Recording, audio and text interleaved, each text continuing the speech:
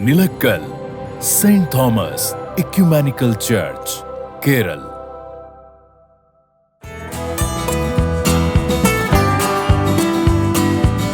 नमस्ते।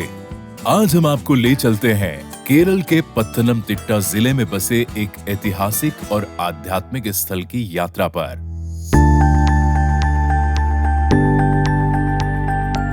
निलक्कल का Saint Thomas Ecumenical church. यह चर्च न केवल ईसाई धर्म के प्राचीन इतिहास का प्रतीक है, बल्कि विभिन्न ईसाई संप्रदायों के बीच एकता और सामुदायिक सद्भाव का भी जीवंत उदाहरण है। आइए इस पवित्र स्थल के इतिहास और महत्व को जानें। निलक्कल, जिसे चायल के नाम से भी जाना जाता है, कभी एक महत्वपूर्ण व्यापारिक केंद्र था। प्रथम शताब्दी में यह स्थान केरल और तमिलनाडु के बीच मसालों, हाथी दांत और अन्य वस्तुओं के व्यापार का प्रमुख मार्ग था। परंतु इस क्षेत्र का सबसे बड़ा आकर्षण है सेंट थॉमस इक्यूमेनिकल चर्च, जो उन 7 और आधे चर्चों एरेरापल्ली में से एक माना जाता है, जिन्हें यीशु मसीह के 12 प्रेरितों में से एक सेंट थॉमस ने 54वीं ईस्वी में स्थापित किया था। ऐतिहासिक दस्तावेजों के अनुसार सेंट थॉमस 52वीं ईस्वी में केरल के कोडुंगलूर तट पर पहुंचे और उन्होंने मालाबार क्षेत्र में 7 प्रमुख चर्च स्थापित किए।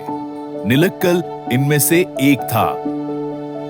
हालांकि सेंट थॉमस के निलक्कल में मिशनरी कार्य के प्रत्यक्ष प्रमाण नहीं है, लेकिन प्राचीन धातु की प्लेटों और कुछ इतिहासकारों के लेखों में उनके द्वारा इस स्थान पर चर्च स्थापित करने का उल्लेख मिलता है।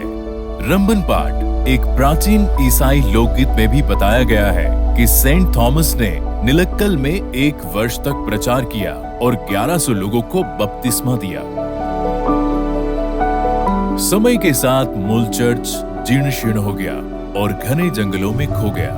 1902 में ब्रिटिश शासन काल में इस क्षेत्र में एक प्राचीन ईसाई चर्च और कब्रिस्तान के अवशेषों की खोज हुई, लेकिन यह स्थान दुर्गम होने के कारण उपेक्षित रहा। सन 1983 में जब निलक्कल में नया चर्च बनाने की योजना बनी, तो यह स्थान विवादों में आ गया, क्योंकि यह प्रसिद्ध हिंदू तीर्थ स्थल सबरीमला के निकट है।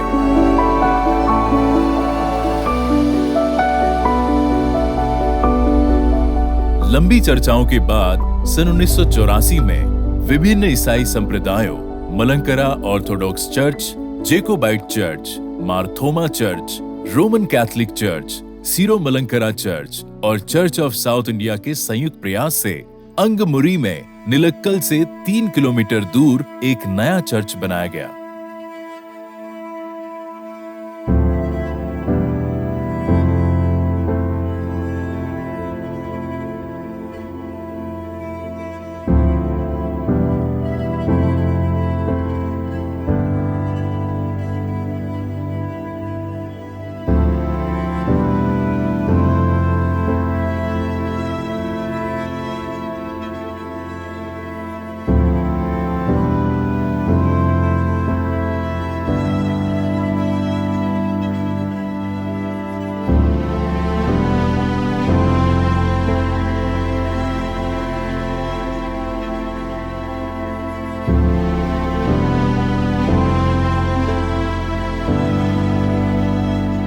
यह नया चर्च, जिसे सेंट थॉमस इक्यूमेनिकल चर्च के नाम से जाना जाता है, दुनिया का पहला इक्यूमेनिकल चर्च है।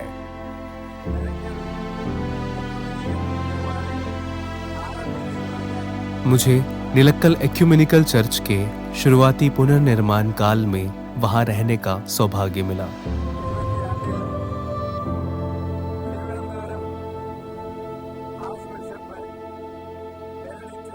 वर्ष 1972 में मेरी मुलाकात महाधर्माध्यक्ष बेनेडिक्ट मोर ग्रेगोरियस से हुई। वे इस चर्च के पुनर्निर्माण को लेकर अत्यंत आशावादी थे।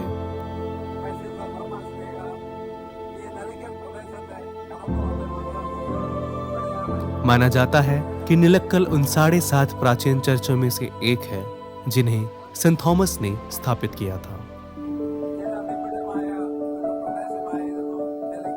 निलक्कल एक व्यस्त और चहल पहल वाला क्षेत्र है,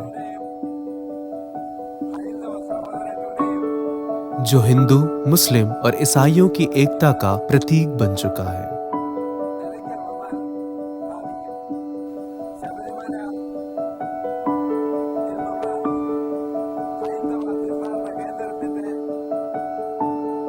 यह स्थान प्रसिद्ध तीर्थ स्थल सबरीमला के समीप स्थित है।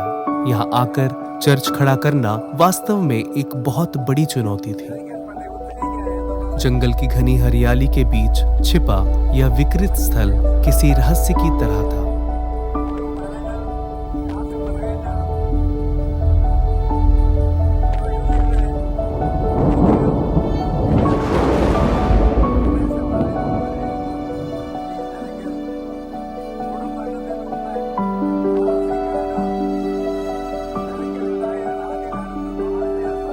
जिसे पहचानना लगभग असंभव सा लगता था।